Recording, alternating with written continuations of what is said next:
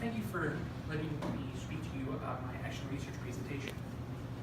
So you come to a situation whether you should teach the words and sound them out each letter phonetically in the word like this, like D, D, I, S, sh, or H, huh, or just do a normal D-I-S-H.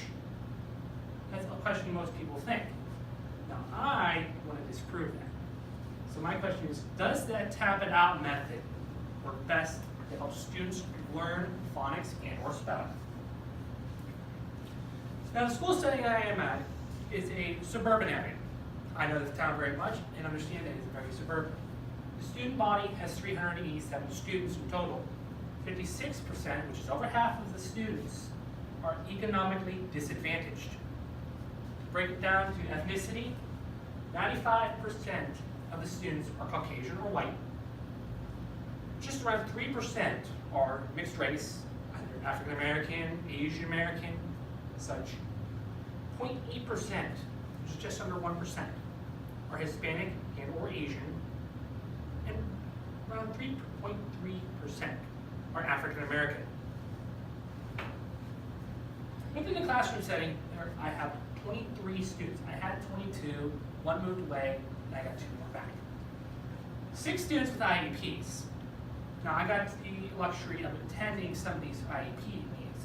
I had a student who had a communication and language IEP, a student who had 3 students who had learning disability IEPs, and 2 students with emotional support IEPs. 3 students, those who had the learning IEPs, attended the math learning support enrichment class. And one of those 3 also attended a reading IEP learning support classroom.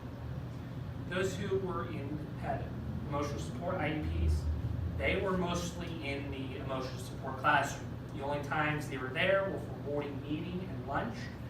And one of them did not come with us to recess and special. Why choose phonics, you may ask? What I noticed is at the time, students were having a lot of struggling with spelling words. Their spelling words. For one thing, there could be poor spellers. They don't really practice at home. Or they may have never heard these words before used outside of the school setting. According to the Common Core, students need to be able to understand and apply grade level phonics and word analysis when decoding words. Some adaptations, myself and my co-op, we did this in collaboration. We did whiteboard activities with dry erase markers and creatively felt as erasers. And myself and the co-op helping out with students whenever we did spelling activities or games. How I have informed the parents. I informed them on the first example here. This is our most recent letter sent home. We have a spelling list column, which has all the words, excluding the bonus words. Excluding the bonus words. The students have them handwritten. Vocab words of the week. The grammar and phonics and comprehension skills. And some high frequency words that you should practice while at home. Also, in collaboration with that list, students also handwriting list with the bonus words included, so that they can get a feel of how to write out these words on their own before they take the test on Friday. In that case, we send both those lists home, making sure the parents get one or the other, sometimes even both, which is a plus for them. And we encourage them to practice every night with their students. Some they don't, some they do. For their tests on Friday, it shows much if you have seen them, heard them practice in their spelling words. When conducting my literature reviews, I looked at a few things in accordance to some games we do to review for our spelling. The first thing is, can foundations, not foundations, fundations, U instead of the O, as I show here, is a form of phonetics that is essential for student success. It says that RTI, which is response to intervention, is key. It's a key element for supporting the success of the school. and student mastery. And the teachers need to know what interventions are key. The reading mastery is a combination of the Basel reading program and is backed by science. Foundations, it's the complete opposite. It's multisensory, it's structured, it's synthetic, and it has clear and thorough research that focuses on student development by differentiating instruction and active engagement.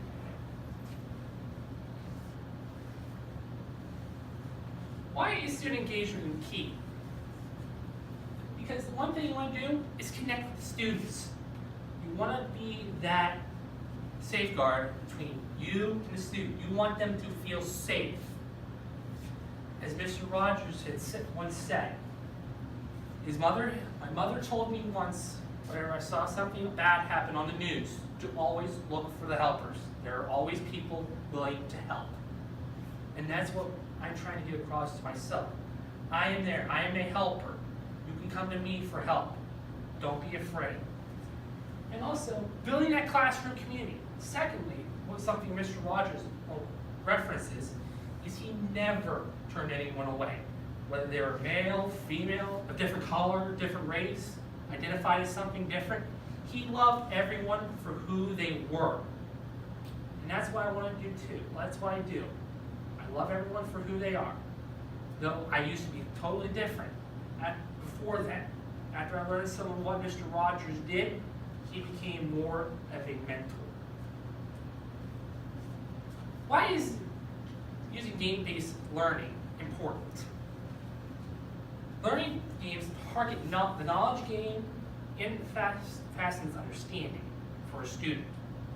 Good learning games allow students to experiment with solutions and their strategies. It allows students to experiment. And also it can let them reflect. Because reflecting is key, even for us as future professionals. Because if we reflect on what we do, we can better improve ourselves. And that's what we need students to do, so they can better themselves. Collaboration is also key with this. Because if we do not collaborate, it sets us up pretty much for failure. It's that much harder to do work on your own rather than have a team to spread the workload. I know because I've done much work by myself, and it is hard to do by yourself rather than with a group. And also active learning. You gotta keep students active. I had a student here, I'll mention him later. He gave a negative comment, he was out, he was done. Now the methodology behind how I was going to do this is I came up with the question, how does phonics, the tap it out method help students learn phonics or spelling? So I gave a normal pretest. The graph is different, I did two pretests. One with their regular teacher, one with myself. Then I did 1 week where I tapped out each individual letter and sounded it out phonetically, and 1 week without. I graphed those, analyzed them before I did my post-test. Did my post-test with myself and the their normal teacher. And it shows there's something different. Now tap it out. As I mentioned before, you sound out each individual letter, tapping it out on your fingers. Now this is a chart where I also help marking words. And you have a blend, it's like shop, SH, you underline it. For extra letters, bonus letters, in like ball, you would start a second L. Welded, you would weld like in ball, like ALL. In those have, bugs, you would underline the root word, and then the suffix you would circle. Blends, you would flash F and an L. Each individual letter would be underlined. And simply enclosed in vowel, consonant, E words. Closed syllable, you would have brev, a little half circle over the vowel, underline or scoop under the word, and C. For the now a V/-E is different. You would underline or scoop the word, macron above the vowel, and cross out that E because it is silent. and like bike, that E is silent. And you would label V-E.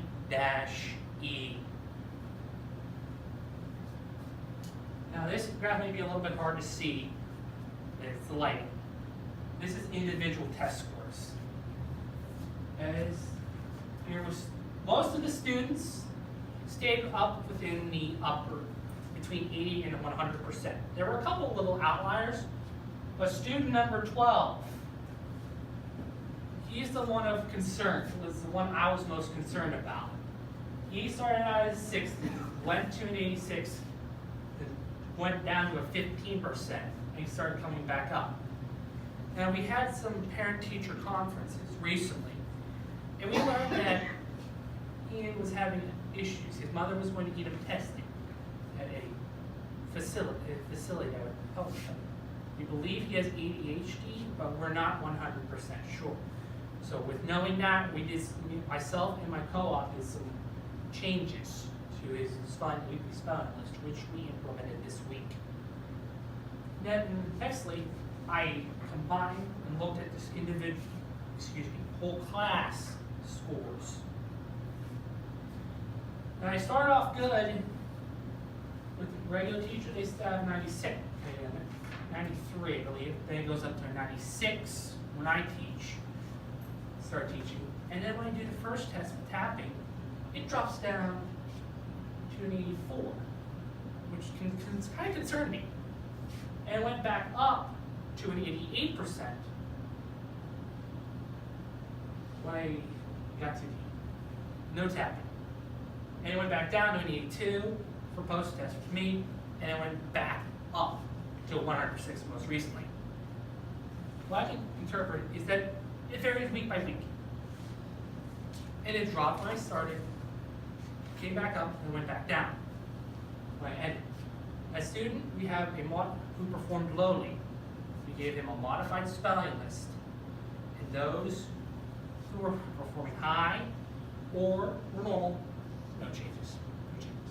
As I said, the overall score was lower with tapping than without tapping, which was puzzling to me.